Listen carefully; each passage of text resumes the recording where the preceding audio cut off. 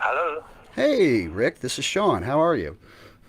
All right, mate. How are you, sir? Not too bad. Thank you so much for taking the time to chat with us again. That's all right. I really No enjoyed problem. it. Yeah, I understand we have a little more time today, about an hour roughly. Yeah, I've got to go out at 6 my time. Yeah, so yeah, we've got a good hour. Okay, that sounds good. Well, I've got some questions that cover a lot of different phases of your career. Okay, no And problem. I'm sure some of them you've been asked 1,000 times, but I'm going to try and approach them from a slightly different angle. And No problem, sir. a lot of our listeners probably aren't familiar with them, so it'll all be new to them. Um, so the Red Planet, it's finally out, and the reviews have been really awesome. And I was just curious, any of your thoughts about the feedback so far and all that. Yeah, I mean, Uh, obviously, you hope that people like what you do in the nicest sense. This album, it was quite strange, really, because when we finished it, and then I waited a week before I listened to it again, and then listened, and my wife said to me, "What do you think? How is it?" And I said, "This is the best I've ever done for more years than I care to remember." And she said, "Why is that?" And I said, "I don't know. Maybe it's a mixture of the concept that gave the inspiration to write the music, whether it's just that everything sort of came together at the right time, the right musicians." I said, "I don't know, but I said, whatever happens to it, I can, hold my head high and be immensely proud of what we all achieved." Oh, absolutely. And when the reviews started pouring in, which were all, it was just, well, I think the best way to say it is just put a huge smile on my face. It was a thank you, because it does mean a lot, this album, and I'm sort of in my twilight days, shall we say, of recording, of playing, and I've always tried to be true to what I do. And so to do a prog rock album, I wanted to do a prog rock album as I know prog rock, which really harks so far back to the early 70s. But I wanted to try and bring it into the 21st century by using some, 21st century equipment, samples, and other things like that, and recording in a 21st century manner. So to try and basically to bring, shall we say, the 70s prog rock into the 21st century, and it's nice to read in some reviews that's how people have perceived it, which is fantastic. I must admit, I would be a lie if I say I wasn't absolutely thrilled with the reviews that have come. Well, I think yeah, pretty much across the board, for progressive rock fans, it really scratched the itch, and I just I would suggest to get to everybody. It's a must if you're a Wakeman fan, as far as I'm concerned. So kudos. That's guys. That's great.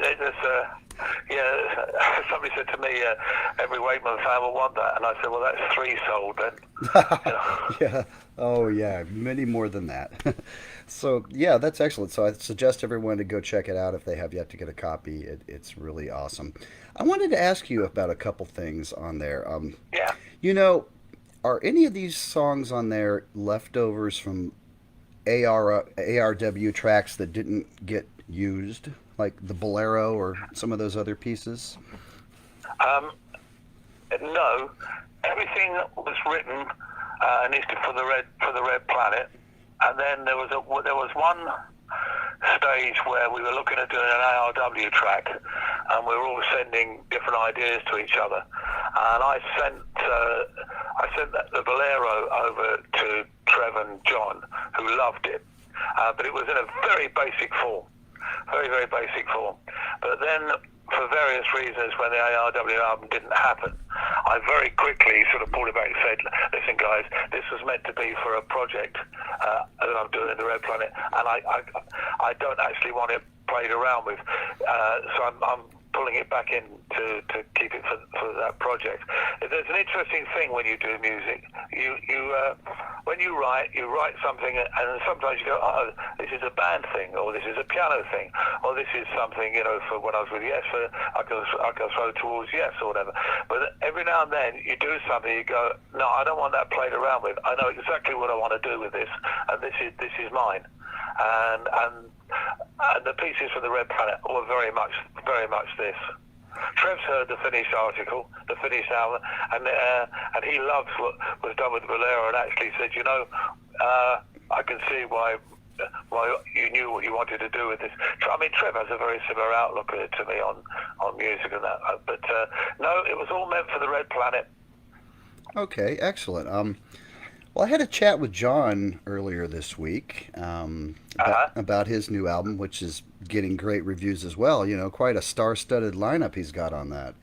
Yeah, I think the only person who isn't on it is Trump, isn't it? Well, yeah, well, he's not very musical. Just a hunch.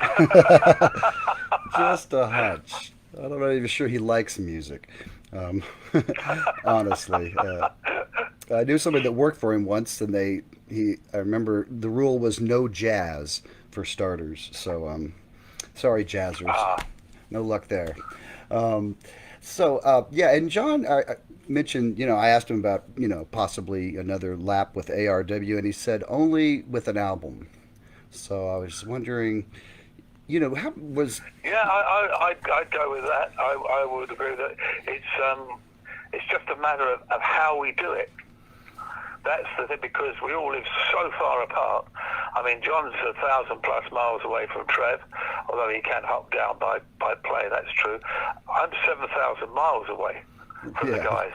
So you can't exactly pop round for a cup of tea. The thing, how I would perceive the album being done, is the way that Yes used to work in the early days, which to me was the finest way of working.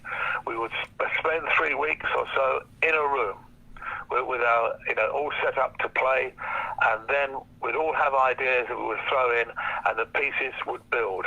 They would build from those ideas over that 3-week period, and then we were probably about 70% ready, and then we would go into the studio. And whilst we were putting down the tracks, John would be working on lyrical ideas and other bits and pieces. And that's how we produced Yes albums, for me, the very best way. And it's interesting because those albums were very melody-based. There were a lot of themes, a lot of melody lines, which John came up with a lot, which in later years, for me, it was more, shall we say, band rhythmic stuff, which John had to find some space to put a song over the top, and for me that didn't work. And I know that a lot of that is because the albums were not put together before in the way that I just mentioned, and I still think that that's the only way that John, Trevor, and I could do it. How we do it or where we do it, I don't know. I would think the most logical thing would be, it would probably have to be rehearsed and put together initially in America, because John and Trevor over there. But equally, I know that John and Trevor love coming over to Europe to work, so it might work that we do half and half, something over here, something over there. But then, if we did it like that, then I think we could put together a superb album. But I don't think it would work sending stuff backwards and forwards to each other. Yeah, that makes sense. We've got to, because one of the things is that, being in the same room, if Trev comes up with something, an idea, I can go, that's really good. Have you thought about doing it in this key, or doing it, or just changing it to that, or changing the tempo? It's instantaneous. Or John can say, I could do a line over the top of that, but we need to move and change it. You can do that, but you have to be in the same room together. You can't do that by keep sending stuff backwards and forwards, because you lose that instantaneous thing of basically composing and writing together. Yeah, I think some of the 90s stuff kind of suffered from everybody just kind of bringing a piece in and kind of forcing them together into an arrangement after the fact. And those albums on, Keys to Ascension was good, it was a step in the right direction, but it just seemed a little forced. It was a step in the right direction, but it lacked finesse. I mean, the best part of Keys to Essential Sleep was some of Chris's bass playing. I mean, Chris played great bass on that. The rest of the album, we did all sit in a room and put it all together and various bits, but for me, we needed longer. Yeah, we needed longer to do it, but it was still. You summed it up. Actually, it was a step in the right direction. Yeah, and I think it's still one of the best '90s Yes albums, especially for fans of the '70s. But yeah, it seemed to like a little like you could kind of tell that you all weren't all together when it was put together. But anyhow, no, you're right. So I wanted to kind of take a peek at the different albums that you've been on. Okay. But I want to kind of talk about your keyboard rig and how it evolved from album to album also. The rig. Can I preface that? Sorry, I beg your pardon. Yeah, can I preface that with one question? Of course. Yeah, early on, I'm sure you had to buy your own gear, obviously, but once you became a bit of a keyboard star in the 70s, did you have all these keyboard companies approaching you, wanting to give you their latest board so you would use it on a Yes album? An element of truth in that, but I bought my Hammond and I bought my Mini Moog, and I bought a lot of the stuff. But having said that, I can remember certainly when we were doing Fragile in the studio, quite a few companies like Yamaha and that were turning up with keyboards and saying, "Hey, try this." I said, "Would you like this?" And I made a rule there and then, because there are lots of other companies and a lot of Italian keyboard companies, and a lot of them don't exist anymore. And there were some very strange little instruments as well that people brought along. Would I play them for an endorsement? And I made a rule to myself early on in 1971 that if somebody offered me an instrument, a keyboard, and I liked it and felt that I could use it within Yes or within my solo stuff, that it would be something that I could really feel happy with, then I would say yes. If, however, and it didn't matter whether it was a very expensive instrument or not, if I didn't think that it was an instrument that I could use with the style of what I played and the sounds that I like to use, then I'd say, listen, thanks ever so much, but I can't do this because I can't see where I would use this instrument. So my golden rule was always, if somebody wants to offer me something, by all means I'll do it, providing I have a home for it. Sure. No, that makes sense. And so early on, it was pretty basic, right? You like for Fragile, were you working with mainly just piano and organ and Moog? Oh, well, in the early days, it was quite funny, really, because nobody built keyboard stands. I was screaming at companies, build keyboard stands, and I kept getting the same reply back, well, you're the only person who uses loads of them, so what's the point? And I kept saying, listen, one day everybody's going to be using lots of them, and they didn't get it for quite some time. So what I used to do, I used to go to furniture shops, and I used to buy chests of drawers, and I used to take the drawers out, redesign all the shelving, and I used to lay the keyboards on the shelving, because that was all we could do. And also you had the advantage of some keyboards, like the Hammond, had a flat top, so you could put another keyboard on the top. The piano had a flat top, so you could put something on the top there. But you're right, it was a pretty basic rig. I had a Mini Moog, I had, thinking back, I had a Crumar electric piano, which I really liked a lot. That was good fun, that. I had a Fender Rhodes, a lot of electric piano type of things, a couple of Mini Moogs, of course, and the Mellotrons. I had 2 Mellotrons. In fact, sometimes I used 3 or 4. But one of the things was, with all of these keyboards, is back then, there were no such thing as presets. You couldn't reset and preset something. So basically, the sound that the instrument did, or an instrument that or a sound that you found on it that you liked, that's what you got. So a lot of the instruments up there had a single use. Okay, well that makes sense. And I notice even nowadays, some guys will do a whole show with one board and MIDI all the sounds in and change patches all night long. But that's never really been your speed, is it? It's better to just have one board ready to No, go with because each sound. I can't.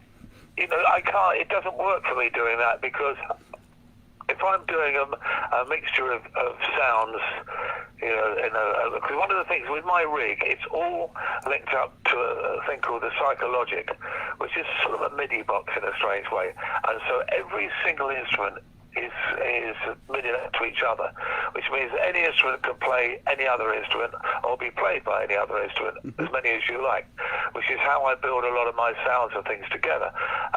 And that works for me because I can then, have different sounds on different keyboards at different times, which I can go to without having to fiddle around with lots of buttons on the keyboard, which wouldn't work for me anyway. I know it works for a lot of people, but the way I play and the way I like to play, I almost feel like my rig is my own little orchestra. Oh yeah. And you wouldn't say in an orchestra itself to the violin player, oh, by the way, can you pick up a trumpet halfway through and play for us? They go, no, we're string players. So that's very much how I see it. Okay, well that makes sense. And it seems like a lot of us young guys that weren't really playing in the 70s have a certain nostalgia and love for like the Mellotron and all of these vintage boards.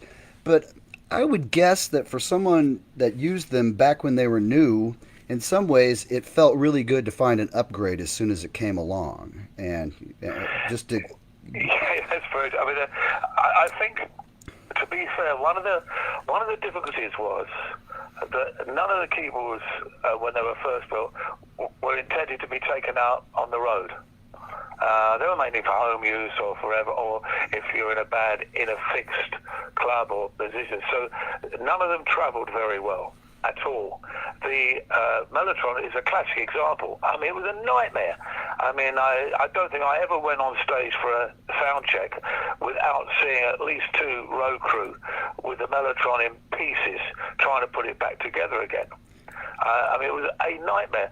So there was never really a proper upgrade on the instrument until very recently, about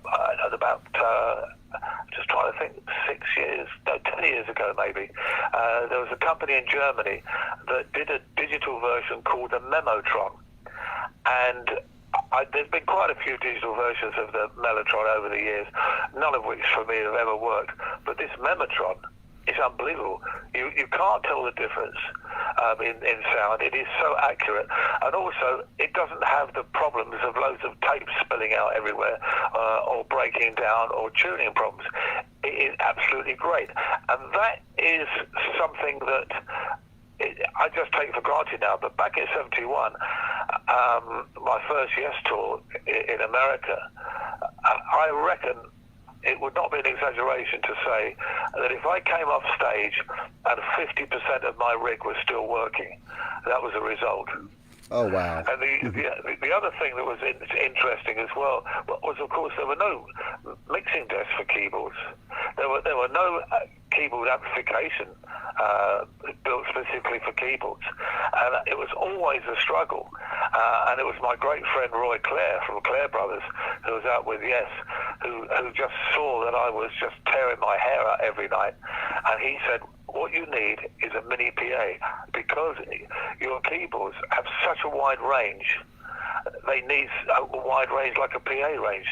So he got me a small Martin PA, which was absolutely brilliant. And another genius called Michael Tate, who from Tate Towers, the massive lighting company in America, Michael said, right, the other problem is all of your keyboards have different outputs, different line outputs. And I said, what does that mean? He said, it's just going to be a mess when they go into any normal mixing desk. You're going to get buzzes, hums, crackles. You're going to get different levels. It's going to be a night. He said, you need a specific desk built for you. so they built me a desk that pretty much did all that for me, and suddenly on stage I could hear myself, not just clearly, but I could hear the sounds as they were meant to be, and it wasn't just volume, it was the actual quality of the sounds. And that actually started a lot, because suddenly along came some companies who went, hold on a minute, we'd like to build some keyboard stands. I got about time. And then some of the companies that built mixing desks went, well, hold on a minute, but we need to think about desks of different sizes, not just for monitoring and things out front, but for on stage for people like keyboard players. So it was an amazing time, because I was able to watch the development of everything to do with keyboards over a period of about 4 or 5 years, and it was great, because every time something new came along that improved on what had been had before, I jumped up and down with joy. It was exciting. And then certainly as you go into the mid-70s, 75, 76, when I met Dave Smith from Sequential Circuits, who told me he wanted to build the equivalent of a polyphonic mini-moog, which of course was the Prophet 5, and I got involved with him with designing the front board, how it looked, because initially it looked quite differently on the original drawings, and when Dave built the first Prophet 5s, which were in his house, and I got the very first one. Sadly, I don't have it anymore, it was stolen, but the very first one I had, and it was just revolutionary. It had 8 presets. That was phenomenal. Have 8 presets, press a button, you've got a different sound. I mean, when you think what it's like now. But having said all that, what was great back then was you had to create your own sounds out of these instruments, whether it was with using pedals, guitar pedals you'd put onto it, or through Leslie's, or whatever you did. You created your own sound, and that became your own sound and way of playing. It's almost too easy now when you get great keyboards. They've got these hundreds, if not thousands, of presets, and all of great sounds. It's very easy to say, all right, I'll just use that, or I'll just use that.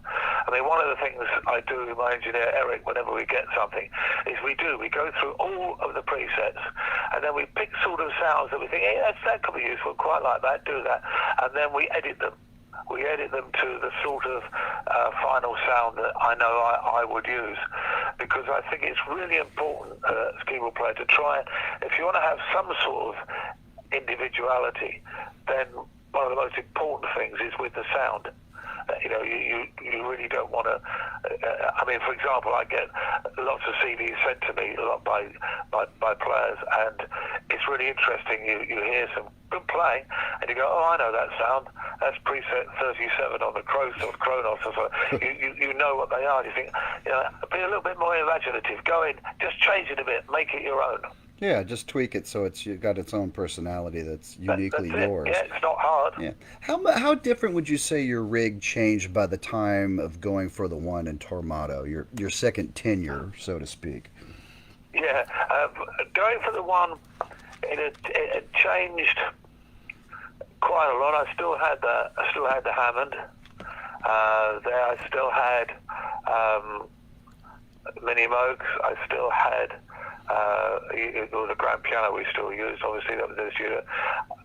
It was still the era of a lot of electric pianos still floating around, and I used an instrument called the Byrotron, which was as well as the Mellotron. The Byrotron was an instrument invented by a guy called Dave Byro, which was very similar to the Mellotron, except it worked off of 8-track tapes, which was a great advantage. Unfortunately, by the time that it came to market, somebody had kindly invented the chip, so it made anything to do with tapes sort of obsolete, which was a shame, because I invested a lot of money in that because I really believed in it. But the rig hadn't changed that much, except that the instruments had got a bit better. As I say, with the Mellotron it was better. We managed to solve a few problems with that. The Minimos, of course, were great. We used a lot of real instruments. There was a lot of real piano used on that album, and a lot of church organ, which we used, so a real church organ. It was I won't say it had changed a lot, but let's just say it was a bit like a car having a facelift.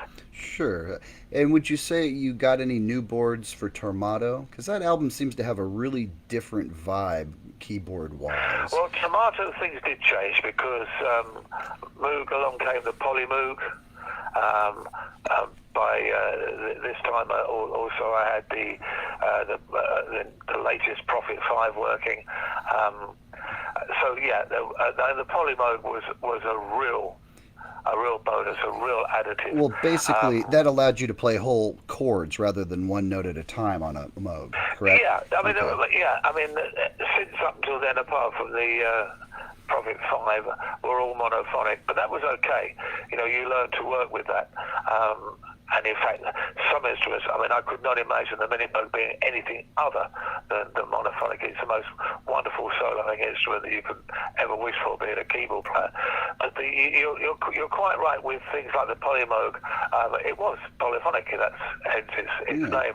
But it also was very clever, with some sounds that you wouldn't normally have heard before, and I like that. And that happened also with the, along came the Yamaha with the DX7, which was an amazing instrument, really, in many ways. It was the start of digital stuff. So things were appearing all the time, and I remember buying. I didn't buy it, actually, I got given it, a Godwin organ, which the first time I played it, they brought it to play, and I played around with it, and I thought, well, I don't really, doesn't do much for me, really. I don't think it. And then I found a sound. It had a very weird tremolo stop on it, which when I put it on, when I played, it just, I thought, this is great. This is so different. I'll have this just to do that. And in fact, I used it on, it's quite prevalent on No Earthly Connection, so I did. And I love that organ. That went missing. The company went bust, I think, like most Italian organ companies. But if I found one again, I'd buy it. That's excellent. Now, a question. After Tormato was the Paris sessions that didn't get off the ground, and then the big split. Sad. How do you feel about that material that was being worked on in Paris? Because I've heard some kind of bootleg leftovers, and to my ears, it's a little unfocused. I was just curious how you felt about it. The truth of the matter is, it was a difficult time for the band. Oh yeah.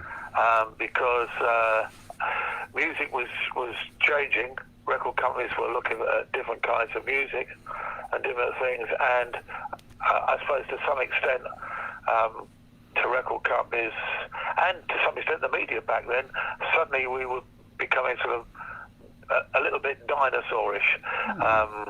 It's the old school. We want something, which always happens, and there's nothing wrong with that. My only argument when people say, something new needs to come along, I go, yeah, okay, but don't throw the old away, because there's nothing wrong with it. It's just something else. It's something different. If you have a new brand of coffee in the supermarket, you don't click out all the other brands of coffee. You leave them there. Right, exactly. You may focus on the new. You may focus on the new one. Well, there's nothing wrong with the old ones. But we were having a struggling time, and I remember we went out to Paris. The record companies got us Roy Torres Baker as a producer. Right, the famous guy that did we were in a lovely Queen. studio in Paris. It was great for me. I was living in Switzerland at the time, so it was easy commute for me. I came down. We all rented flats in Paris and went to the studio, where we rehearsed and wrote a lot, or tried to write in the studio. The big problem was, if I'm going to be brutally honest, and there's nothing wrong with this because it's something that happens to all bands. The band was very split in music-wise. Yeah. John and I had written quite a lot of songs together on the previous tour. And these were the songs that John and I brought to the rehearsals for everybody to play around with. Equally, Steve and Chris had written some stuff together, and they brought them along. The problem was very much that Steve and Chris didn't like anything that John and I had done, and so didn't really want to sort of work on them, or we said, look, let's work on them, let's make them better. These are only, as we always used to work, these are only ideas. Let's see where we can take them. But there was little or no interest, so which was very frustrating for John and myself. And basically, we couldn't agree on any of the music. Alan, bless him, love Alan to bits, but Alan will always sit on the fence. Sure. So we couldn't even have a decision from a fifth member, because Alan would go, well, I like that, but I also like that. And then I like that, which is great. I mean, that's Alan's, part of Alan's character, sure. And I love him to bits. But basically what happened was there was one particular day where it all flared up in the studio, and John got really upset, and he said to me, I'm going out for a drink. So I said, come on, I'll join you. So we went out and we went to this little cafe in Paris, and John said, what should we have to drink? John wasn't a big drinker, a glass of wine as well. And I said, let's have some Calvados. And he said, what's Calvados? And I said, well, it's pom, which is, it's like an apple liqueur, but it's been matured in walnut casks for like 20 or so years, so it's got that colour of walnut, and it's lethal. He said, good, we'll have some of that. So we drank a lot of this Calvados, and I think it'd be fair to say that the pair of us were, there's an expression in England, tired and emotional, I think is the word.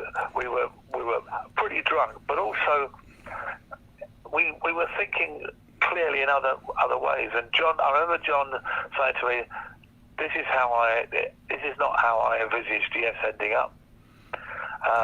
And I said, I know, I agree. It's such a shame, but it's almost like we're trying to do something in an era that's not really, I won't say ready for us, but in an era that's not ready to accept us for what we want to do. And we've got a split in the band. And John said, he just went, I'm out. And I said, well, let's give it a break. I said, if you're all right, I don't want to stay in the band if you're going to go, John. And then we went back to the studio to be told by our manager, Brian Lane, that Alan had been roller skating and fallen over and broken his ankle, which is not clever for a drummer. Yeah. So he was going back. So that was the end of the recordings.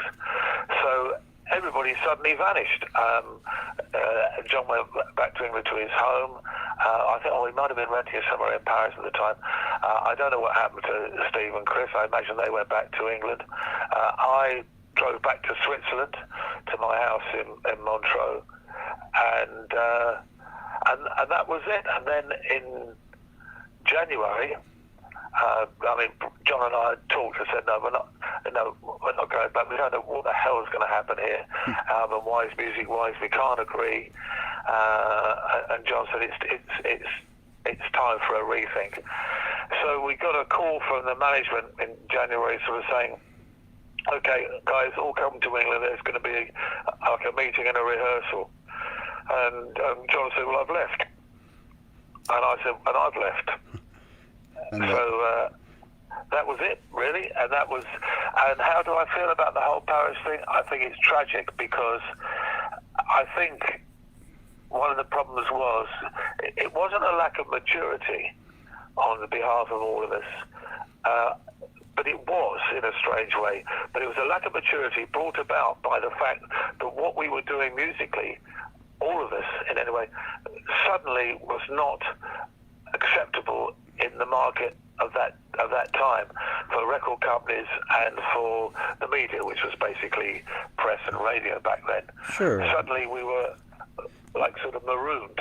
Well, We were out in the ocean. it was Um, interesting to see how some of your peers dealt with the sea change that was happening in the late 70s, yeah. Some interesting albums came out of that time period. Tormato, I would throw in there as well. It's where it's kind of Well, like, Tomato, well, apart from the fact that it was terribly mixed, because one of the problems is none of us could agree on how it should be mixed. So there were there were 10 hands on all of the faders, which always ended up getting pushed right up to the top. So the whole album was limited to death, which is a great shame, because there's some really good stuff on Tomato. I like it. I've often said that I know people are doing remixes of stuff. I would love to be allowed to get my hands on Tomato and remix it, because amongst that album, there's some cracking stuff on there and some great playing by people. Oh, absolutely. And I loved how you returned to shorter songs. It's probably the first album that they'd been that short on since maybe, the second album, maybe Yeah. almost. Well, you're right. It was back to it was like sort of the last time really that I can recall where we all sat in one room and played pieces and worked things out that Yeah. that we were happy with the way that they were going. I mean, when you're doing pieces like that, no one is ever 100% happy Oh, of with how course. it turns out. You can't be, but that's one of the joys of writing with a band. Right. It's almost like you kind of barter and hedge your bets, I would think, Sometimes there's. Yeah, you do. It's like I always used to have a sort of my two pillars. One of the things I used to throw in sometimes was, I remember when we did Onward, that the chord sequence that was used, I argued forever that it was wrong.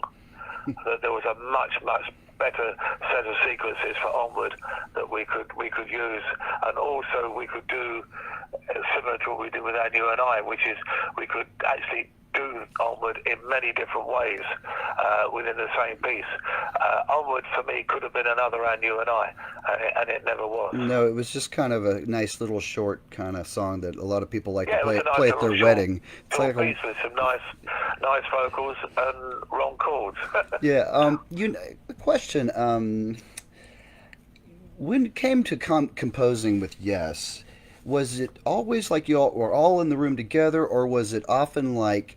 It seems to me like a lot of times it was written by like John and Chris and Steve, and then you would come in and literally kind of ice the cake, if that makes any sense.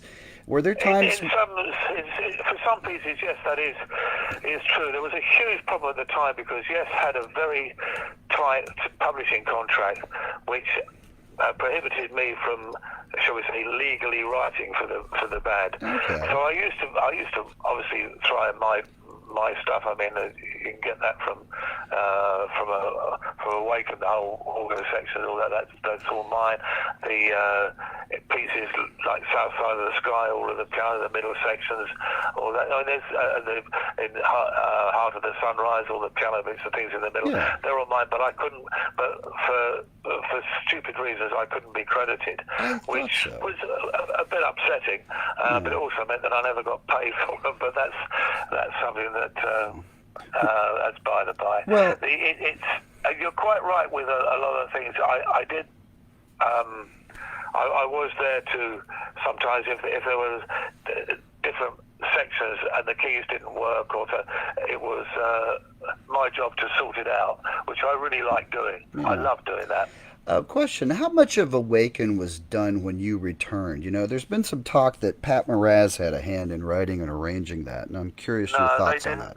No, that's not true. There was when I arrived in Switzerland, no recording had been done. Okay. There was it was all started afresh. Awaken stemmed from when John and I started playing with the harp and the organ in the church in Vevey. Oh yeah, I've seen the video. So that is it's an interesting rumor, but certainly not true at all. Okay. That whole Circle of Fifths part, Master of Images, was that yours? Yeah, if I remember right, it's all those. Yeah. Not the word-wise, but the chord-wise, Yeah, the whole. the chord-wise came from Steve, actually. Oh, okay. Yeah, well, that's a really wonderful section that it hits upon. Yeah, it is. Yeah, that It's was just rather Steve's idea. very I mean, glorious. there should actually be a program called The Myths of Yes. Yeah, no doubt. And let's put them all to rest, one at a Yeah, time. right. Yeah. So, ABWH. By that point, keyboards had changed a whole lot, and your rig was quite different. I was wondering, when you used those modern boards, were you trying to dial in sounds that emulated the ones on the classic Yes albums, or were you kind of going for a fresh imaging of everything since everything else was so modern? It's an interesting question. I mean, I can't really answer that for you because basically what I would do, according to the piece of music that we were working on, I would just try and find sounds that I felt were appropriate for that piece, whether it was a new instrument or an old instrument. I never deliberately said I'm going to emulate this from that era or that from that. It was always whatever I thought was the right sound, for the piece.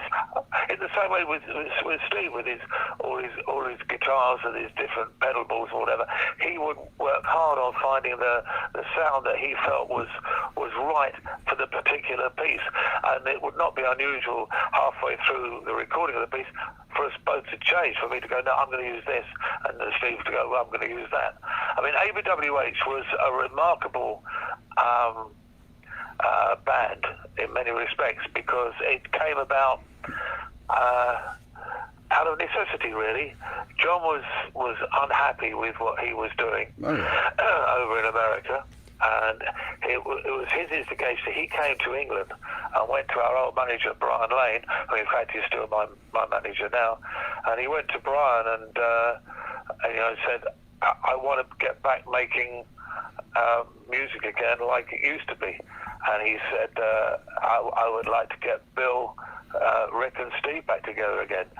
So I was living in Switzerland. I got a call from Brian Lane and said, how would you fancy working with Bill, John and Steve again? And I said, send me my plane ticket. Sure. And I arrived in England and we met up.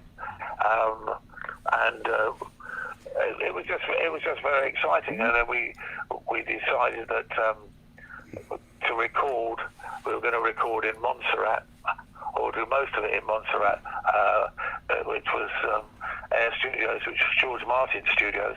Sadly now under volcanic lava, but it was a wonderful place, and we went out there to record, and I just loved it. It was.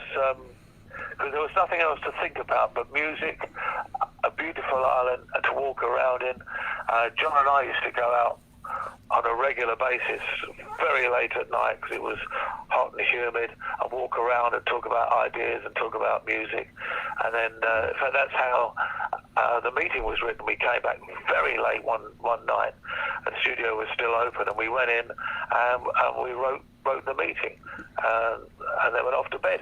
It was a very magical place and a magical time, and I loved that album, and in fact the tour that went with it I loved, because we did a mixture of that album, plus a lot of Yes pieces, which was great. And then we started the second album, and it was halfway through the second album where we had the record company had thrown in a producer.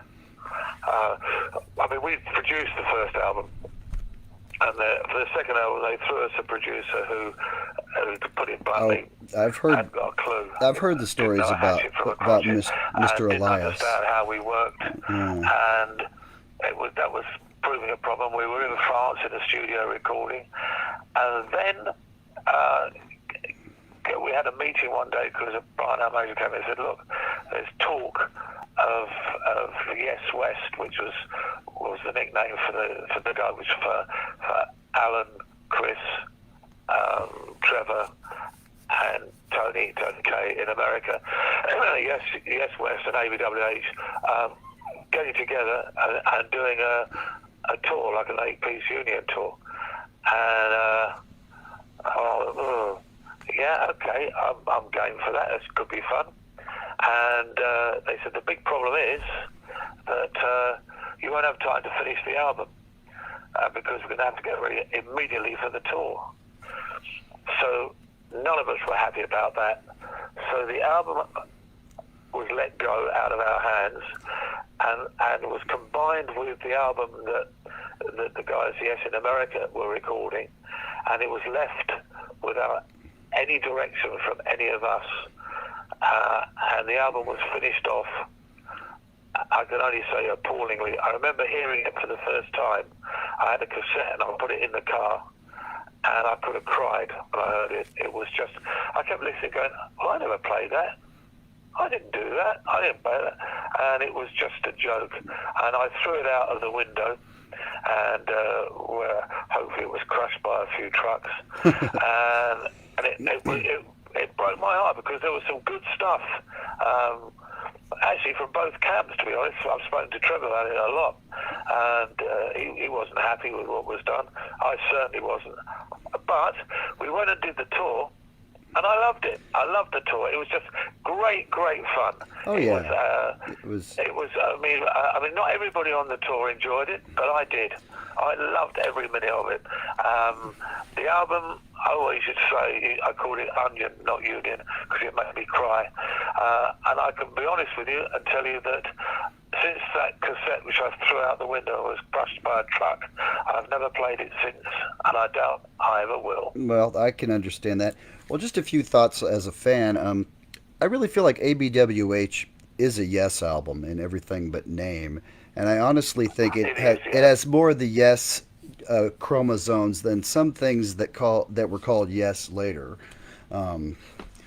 Just my thought. I think you're absolutely right, but it's it's the fact of life is it had ABWH stamped on the top. But I think you're absolutely right. It's as much a Yes album as, shall we say, anything that was done years later. Now, question though, it does seem like it's very 1989. Do you look back on some of these sounds and think maybe they didn't age quite as well, or are they just kind of a time capsule?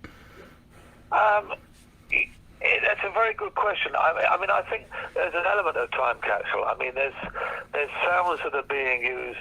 Sounds will always come back. People will discover sounds, and so I'm not somebody who puts a date on a sound or anything. It's what it is. It's a sound, and if it's the right sound for the job, then that's great. And I think that too often, when a new instrument comes along, shall we say the Mark II of an instrument, then we discard the Mark I, because we think the Mark II has killed the Mark I. That's not true. The Mark I will obviously often do a lot of things that the next model can't do, and the next model. And I've spoken to manufacturers, my great friends at Korg, and I've said, I go back sometimes and discover old instruments of yours and go, wow, I didn't realize it could do that, because you just don't have the time to find out what these instruments can do half the time. Sure. So, I think that I'm not one for sticking a date on sounds or music for that matter. Sure. Okay, well, I got a few more questions. We have about 10 minutes left, so I want to go through pretty quick. Later. When did you start with the capes, and how did they evolve, and who made them for you? The capes were made by a lovely lady called Denise Gandrup from Ohio, and they came about when in 1971 there was I had quite a few keyboards. Of course, I had pedals for everything, volume pedals and things, and they were all at different heights. And we had a review, which was great because we were only fourth on the bill most of the time. But we actually had a small review in one paper that said, it was very kind, said, Rick Wakeman played really this talented young keyboard player, that kind of that. And said, but he looked like a demented spider with legs going in the air to try and reach pedals and arms stretching back behind him and things. And I really, and the next show we did, I became very aware that, yeah, I must look like a demented spider from out the front, but there's nothing I could do about it. And then we played a small festival in Hartford, Connecticut, and it was being introduced by one of the local DJs at the local radio station. And he was on stage, and we were waiting to go on. We've only got a half an hour spot. and he was at the front wearing a cape, a three-quarter length cape, with a big black with a big star on the back. And I didn't think much, a big solid moon. I didn't think much about it. And then he introduced us, turned round, and he was quite a big fellow. And I remember thinking, wow, that cape covers a multitude of sins. And then I thought, if it covers that, that could be my answer. And he came off stage, and we were earning $200 a week then. And I'd just been paid, and I had the $200, 10 $20 bills in my back pocket. And as he came on, I said, I want to buy your cape. And he said, it's not for sale. And I took the money out of the flat. I said, this is all I've got. It's $200. It's my wages. And he looked at the money and went, it's yours. So I gave him the money. He gave me the cape, which he was much smaller than me, so it was only like a half-length cape. But I went on wearing it. We did the show, came off, and Michael Tate, who I mentioned earlier, from Wonderful Tate Towers, came to me and he said, that's the answer.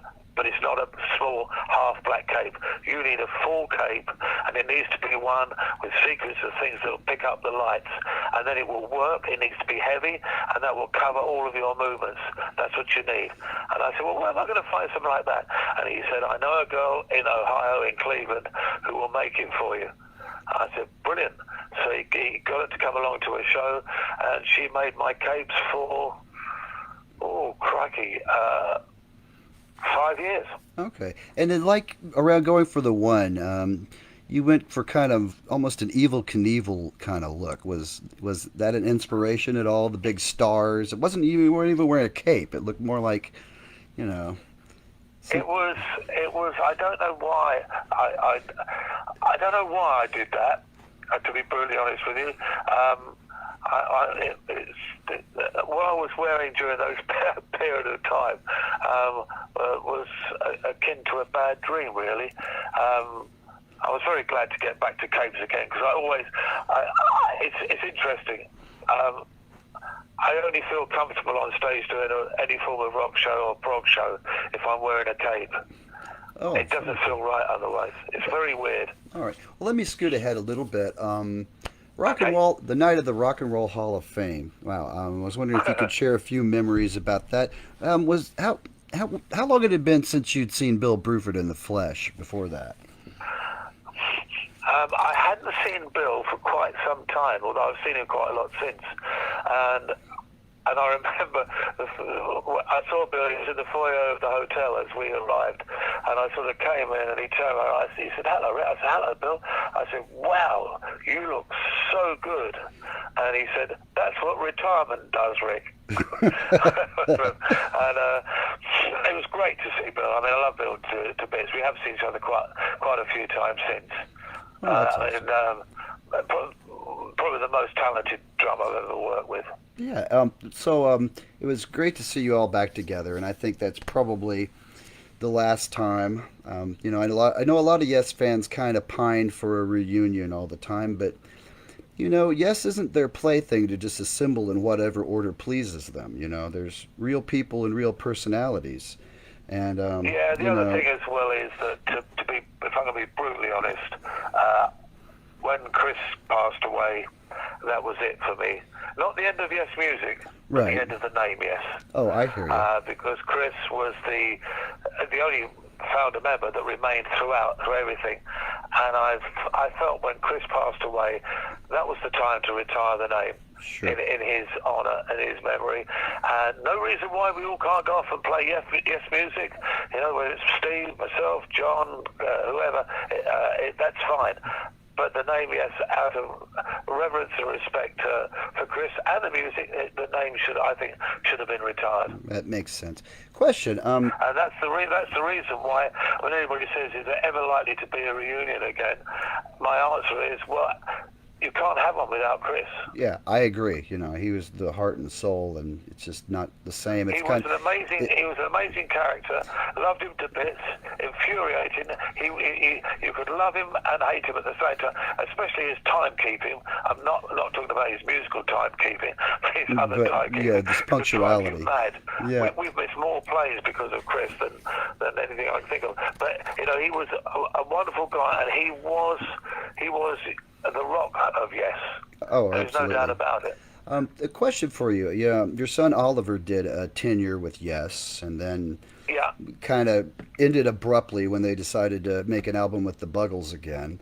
And I know that they yeah. were working on an album that Oliver released about a year ago called From a Page. And I was just curious if he ever played you any of that music and what you thought. Yeah, I heard a few bits and pieces of stuff that he'd done with Chris. Yeah, he played a few bits. I mean, it was a strange period. I mean, I got Oliver the job really because, you know, Chris spoke to him when they decided to go out without John because John had been very ill, and Right. I said I would not go out without John. So Chris said to me, well, can you recommend somebody who could do the keyboard business? I said, well, you know, both my sons could do it, but you won't get Adam because he's very happy with Ozzy Osbourne. But I said, Oliver, he's worked with Steve before. Steve knows him. He could certainly do a job. And that's how Oliver went into the band. Yeah. But then, of course, it was all changed when it became Buggle Yes again, you know. But I don't know exactly what went on, and it's probably best I don't. Yeah, I hear you. Well, I'm glad that Oliver finally got to put that out because I think he deserved to have a document of his time spent with the band as Yeah, well. yeah, I agree. And he's a lovely lad, and he enjoyed his time. And he's a caring lad, and he's a good player. You Yeah, know, he he's a did. good lad. I saw that tour, and I thought he did a great job of playing yours and Tony's and Jeff's parts beautifully. So it was. Yeah, Yeah, yeah. thoroughly enjoyed that. No, it's kind of sorry to see him go, honestly. So, alrighty. Well, let me see. I've got like 5 minutes left. How did you guys travel? Did you ever have a plane like Led Zeppelin? Oh yeah, because back then, in the 70s in particular, it was cheaper to rent a plane than it was to travel commercial because there was no cheap flights back then. So the cost of flying, if there was, I think it worked out that if there was 8 of you or more, that it was cheaper to charter a plane. And a lot of companies like the Chrysler organization, Chrysler Company, they had a lot of Gulf Streams that were sitting around doing nothing except when the executives wanted to fly them.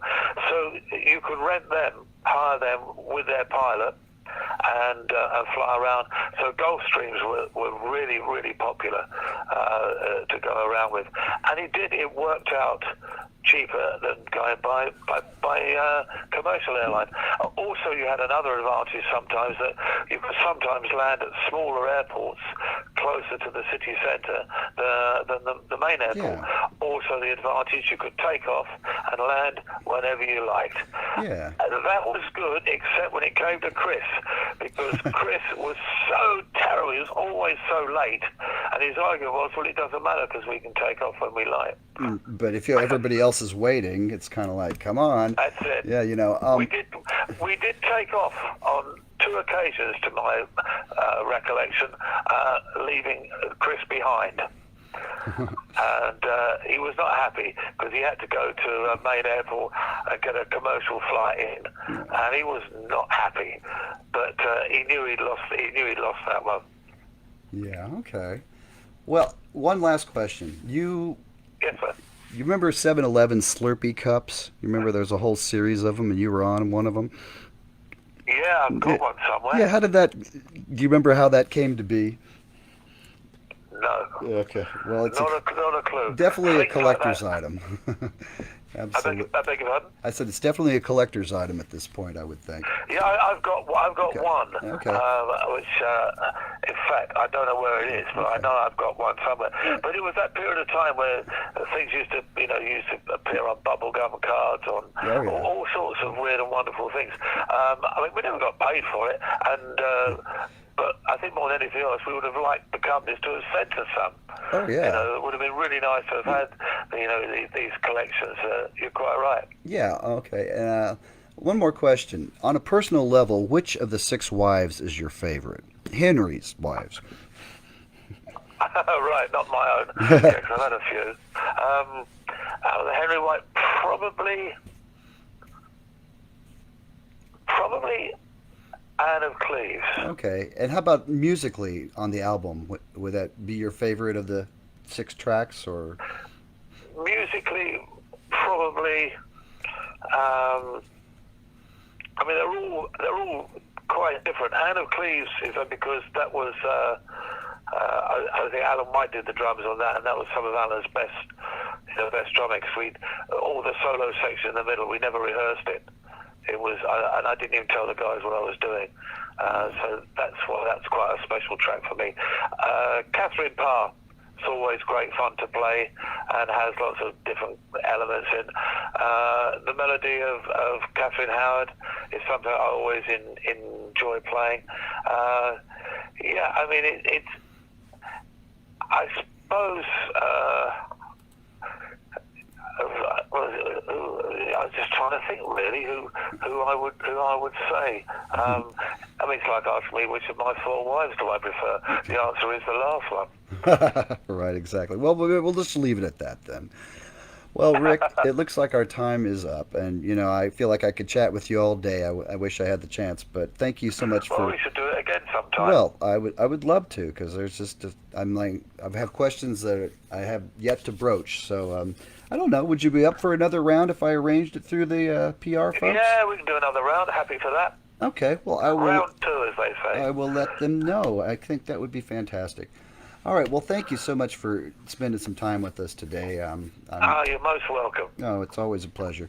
All righty. Well, take care, and give my best to the missus, and I hope to talk to you again soon. Brilliant. Thanks a lot. Always a Bye. pleasure. Take care, Rick. Bye-bye.